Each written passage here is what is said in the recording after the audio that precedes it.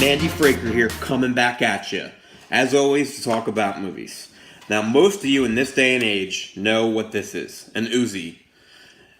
And you know what that is even though you've never been in the military or been on the police department. Why is that? Because of movies.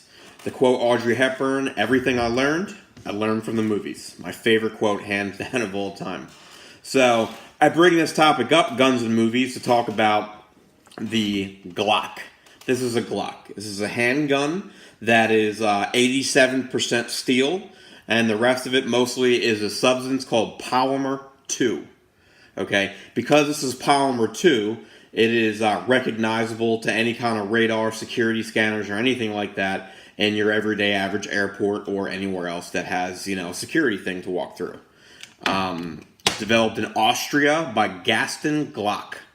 So, this gun was made by a guy, again, Mr. Gaston Glock in Austria, and this guy had little to no experience with firearms manufacturing or design. The only thing this guy knew was synthetic polymer, and they were successful in, manufacturing a firearm that was partly made of polymer.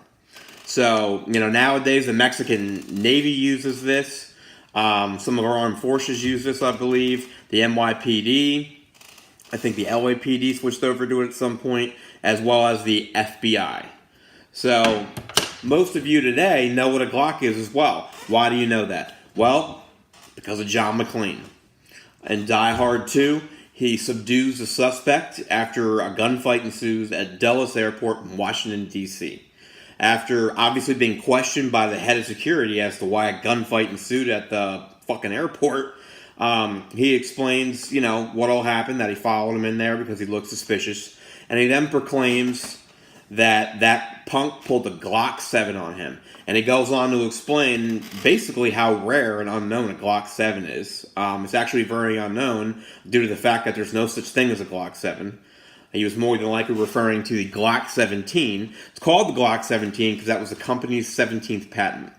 He tells Dennis Franz, the head of security, that it's made out of porcelain, I believe, which is impossible because the second you fire the first round, the gun would just explode in your hand. He goes on to say that gun was made in Germany, which again it was not. It was made in Austria. And he goes on to say that it can pass through airport security scanners, which is absolutely untrue due to the fact that, again, it's made out of polymer 2 and mostly made out of steel. And anyhow, the bullets would set off the scanner anyhow. So, I know that we don't like to think that the movies are lying to us, but in that instance they are. John McClane's hunches and instincts are almost always right, despite the fact they get him in massive amounts of trouble, 4, 5, or 6 times now. But unfortunately, John, your instincts are incorrect. There is no such thing as a Glock 7, and it is not made out of porcelain.